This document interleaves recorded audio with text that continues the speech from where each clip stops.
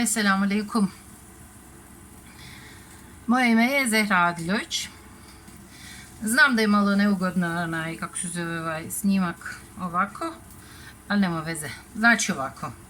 Znam da svi snimaju sad trenutno YouTube video i tako dalje. Ovo mi je dugogodišnji projekat bio. I projekti i mozak koji ide 200 na sat. Meni je vrlo počelo da smeta. 200 na sat kako ide, tako i samo ometa, kao što je ormar puno odjeće koji se nekad ne koristi. I odlučila sam da bez obzira na sve, na popularnost, nepopularnost, realizovati ovaj projekat, snimati video na YouTube, postaviti i komunicirati s vama. Ko bude nalazio vrijedan moje videa da slušaju. Prije svega, kako se zove, ja sam Turkinja. Vjerovatno već na početku, kako slušate, primijetite da je to nije prirodni neki bosanski aksenat. Bošnjački, ili ćemo reći, ispravite me ako griješim. Fino možemo napraviti političko-lingvistički razmjena ideja i mišljenje i informacija. Vjerujem da je kako se zove, svi na neki način smo zatečeni sa dešavanjima, tako da nećemo o tome pričati.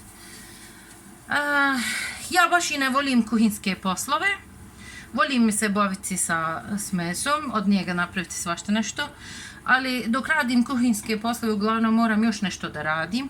To mi je glavna stvar koju sam u životu našla spas kao majka kroz život, da dok radim kuhinske poslove, kućne poslove, da još nešto radim koji mi je najugodnije, recimo dopeglam, gledam emisije ili snimam video ili slušam muziku i tako dalje, knjige i tako dalje.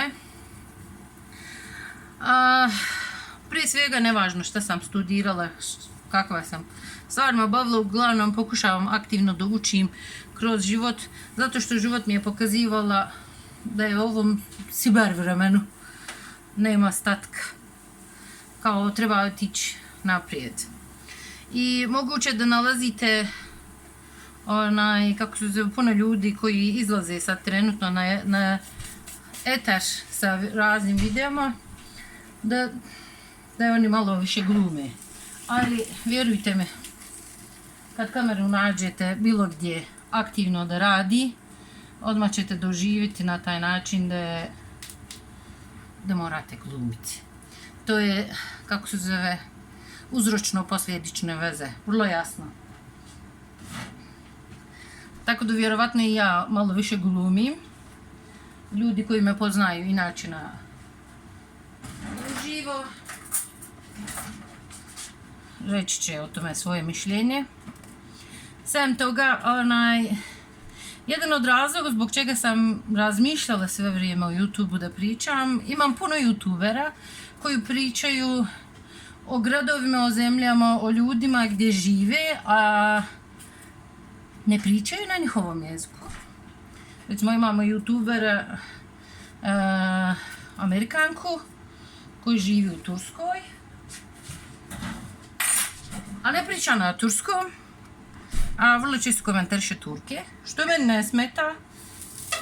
Vidjet ćete u ovim svojim budućim videoma, ako Bog da ja vrlo često znam komentarisati Turke i način življenja Turaka i Bosanaca i Njemaca i Engleza. Odakle mi je pravo?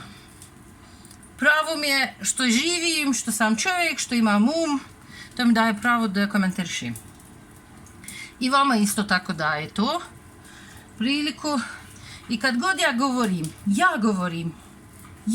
govorim isto to, odakle mu je pravo da to komentariše, onda samo može neke ljudska prava meni u tome zaustaviti.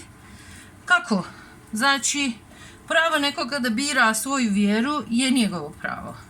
Pravo nekome da živi život kako hoće je njeno pravo.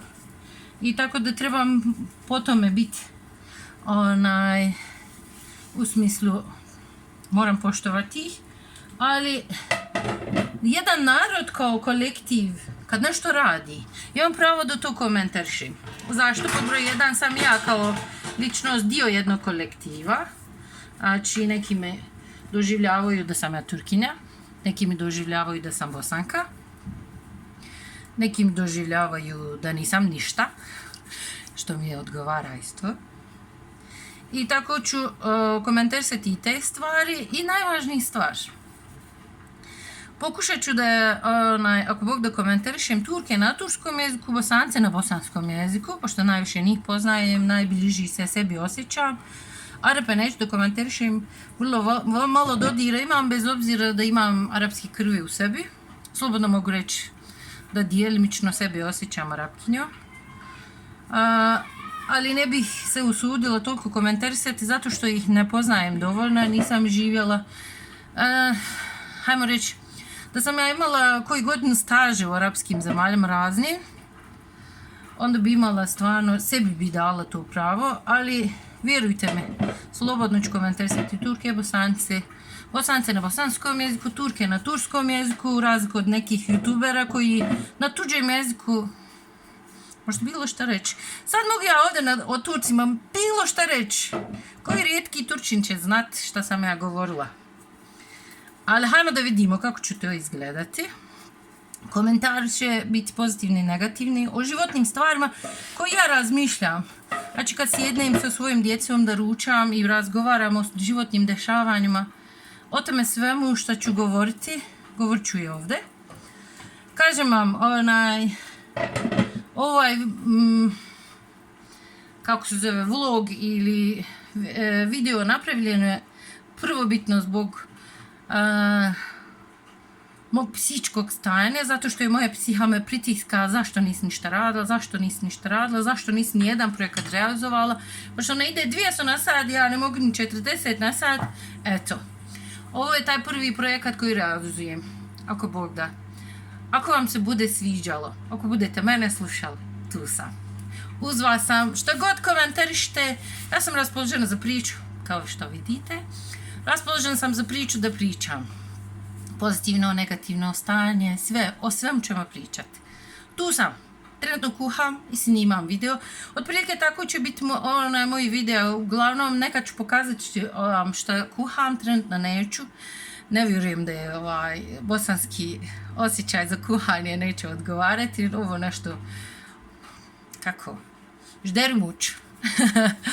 Tako da, dobrodošli na moj kanal, dobrodošli da me slijedite, slušate, komentarišete, blatite, ružite i psujete, slobodno. Vidimo se. Baš mi je drago što sam vas snimila.